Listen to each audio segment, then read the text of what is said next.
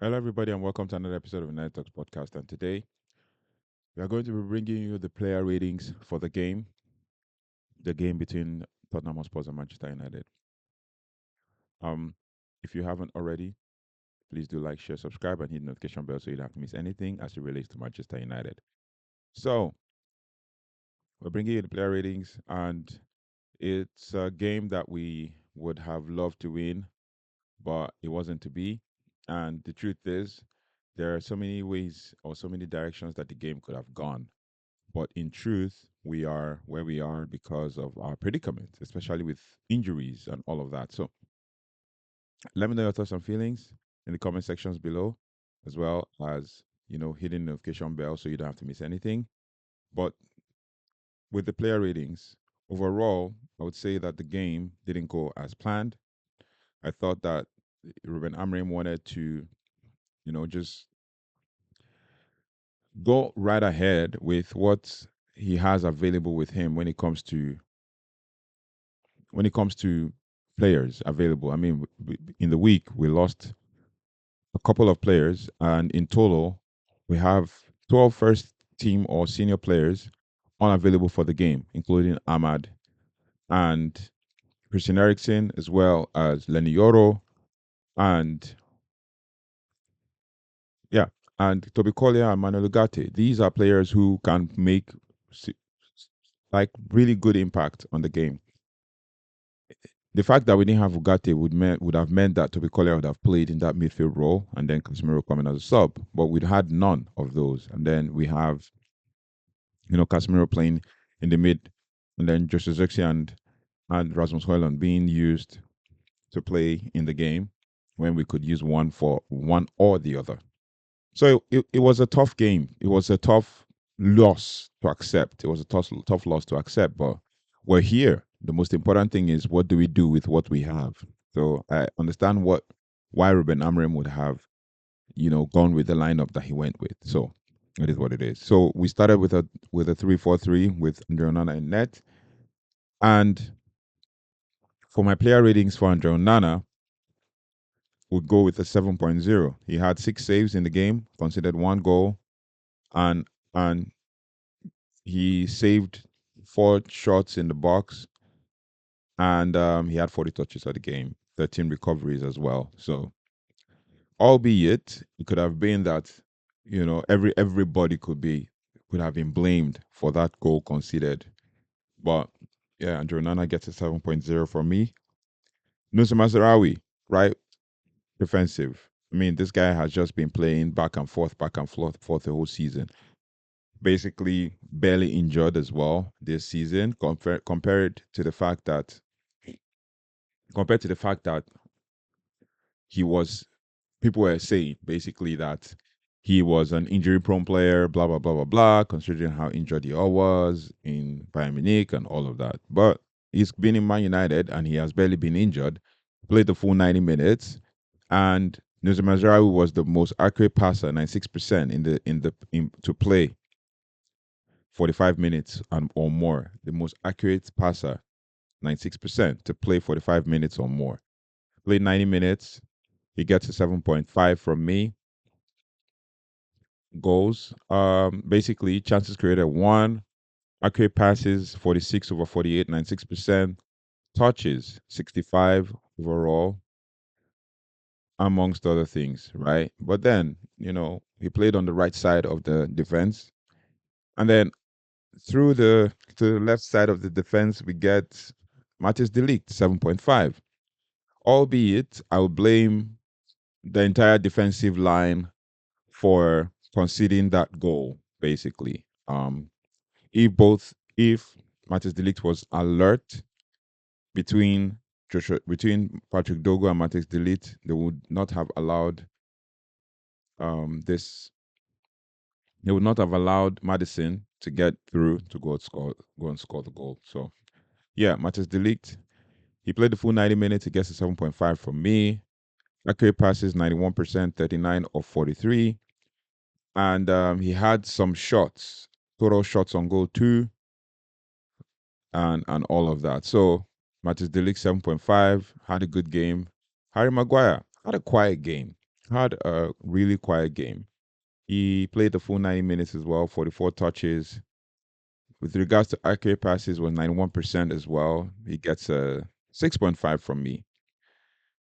He has had a solid season so far. He has had a solid couple of games so far as well, but could have been more, could have done better. And then we have Patrick Dogu, kind of like on the left wing back, kind of like uh Patrice Evra 2.0. I mean, it's funny how both of them have Patrick as their first name, Patrice and Patrick, right? So Patrick Dogu gets a 7.5 from me. Didn't have so much. There's nothing so much to report other than he had one shot, played the full 90 minutes, created two chances, at 81% pass accuracy, and a total of 56 touches. So he was playing really well, but he was being pressed by Pedroporo and Kulisevsky. It was at one point it looked like he was marking two players at once and all of that. And then we have on the other side of the defense, Diogo Dallo as a wing back, right wing back, had some chances. The missed chance, one of the clear cut chances he had that he should have just kind of either squared or just played it and scored. He shot it straight at the goalie and basically had 73 touches, almost the most number of touches for any player in the Man United lineup. 73 touches, played the full 90 minutes and missed two chances. Two clear cut chances, basically. So he gets a 6.0 from me. Not so much of an interesting performance. He does well for the most part of the season, but for this one, I don't know. And then the next one we have is Bruno Fernandes. Bruno Fernandes gets an 8.0 from me. Was everywhere. Was everywhere. I'm pretty sure I had the most touches. 90%, 90 minutes played. He had 105 touches. He was everywhere. He was everywhere. Accurate crosses, it was 36%. Accurate long balls, it was 76%. And accurate passes was 79%. Obviously, he was trying to make things happen. And obviously, you could tell he was trying to also, like, he had two clearances. He had one headed clearance, two interceptions. He had 10 defensive actions. Like, he was involved everywhere. Passes into the final third, he had 14 for someone who's playing in the deep line role, right? And then chances created, he had four. Always creates an average of 3 to 4 chances per game. So he gets a 8.0 from me. And then Casemiro gets a 7.0 from me. Total shots two, played 89 minutes, was subbed off, and basically Chido Obi was brought on for him, 7.0. Chances created two, and basically 76 touches, one block shot. He got a yellow card as well, four clearances, right? 16 defensive actions, dribble past four times, defense recovery six, duels won 11, duels lost seven. So his stats are around the 50% performance mark. So he gets a 7.0 overall, basically based on the number of chances created. Leandro Garnacho was missing for the most part of the game, but was trying to create chances and missing chances as well. He had four shots total, four shots, played the whole 90 minutes. Then chances created, he had one, right? Should have created more chances, 40 touches overall, 10 touches in the position box. And big chances missed, one. So that was a chance he should have scored, but he didn't. So Alejandro Garnacho gets a 7.0. Rasmus Højlund, 6.0. Basically he played the full 90 minutes, had three shots, and he basically had 23 touches, blocked shots, one, two offsides, two times dispossessed, five touches in the position box. Didn't have so much of a bad game, but was just missing for the most part. And then for Joshua Xerxes, he gets a 7.0 from me. Was trying to make things happen. Two shots, both off target. Chances created, one, 48 touches. Usually, Joshua Zexi would always get 17 to 18 touches, but 48 touches. Touches in the opposition box, he had two.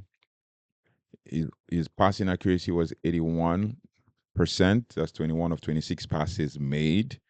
Basically, was making things happen. Passes in the final third, five. That's why he gets a 7.0. And then he was dispossessed three times, two clearances, one headed clearance, two defensive actions, eight recoveries, two dribbled past. Was still in the attacking midfield role, playing as one of the two tens. And then duels won three, duels lost 10, obviously, but was fouled once. And ground duels won 30%, 2 of 10, 3 of 10.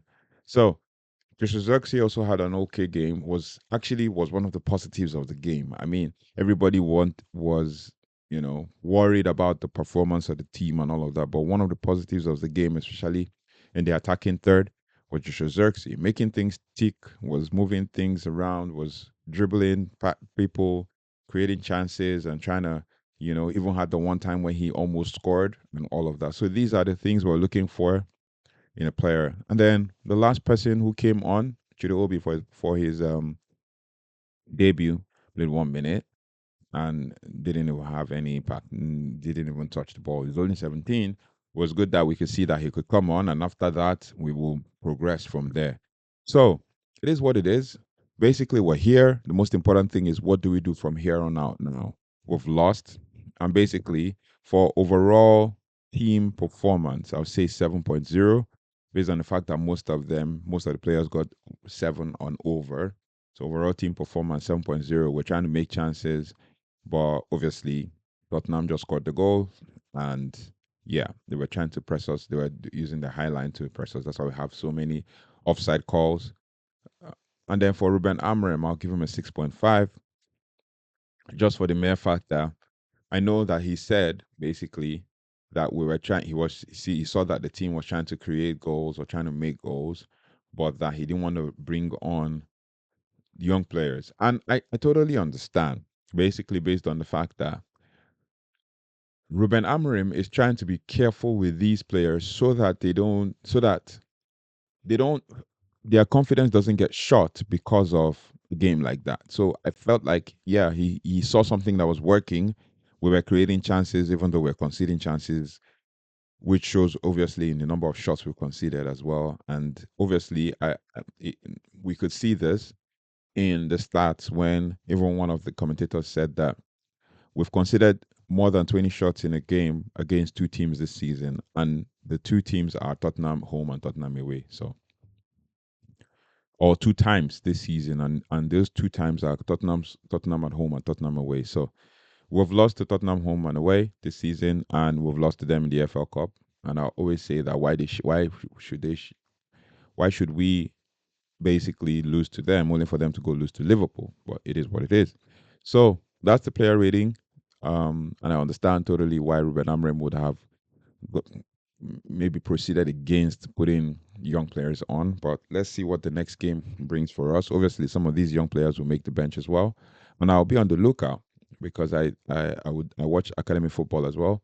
I'll be on the lookout to see if some of these players would have played, because I noticed Chidobe was missing, Sekone was missing, Tyree Ferguson was missing, Jack Morehouse was missing, Jack Fletcher was missing in the games, in the under 21 and under 18 Premier League games. So I believe that's why they were training with the squad, and they barely had a couple of days training with the squad. Although they've been coming in once in a while to train with the squad. So, and if you watch academy football, you will notice that the style of play that they play is not the same style of play as the Man United team as a 3-4-3.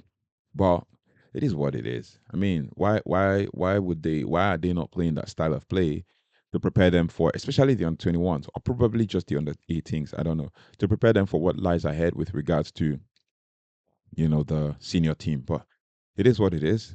I have no man of the match. If I was going to give a man of the match for this game, is the only positive I think is Joshua Zirkzee was trying to make things happen, and we'll see him play more in future games. So let's see how that pans out. So we move on. The next video you're going to see is the 7 takeaways, which we're going to talk about in details as to what we learned from the game. But yeah, thank you so much for watching. Thank you so much for liking, sharing, and subscribing. And I'll see you on the next one.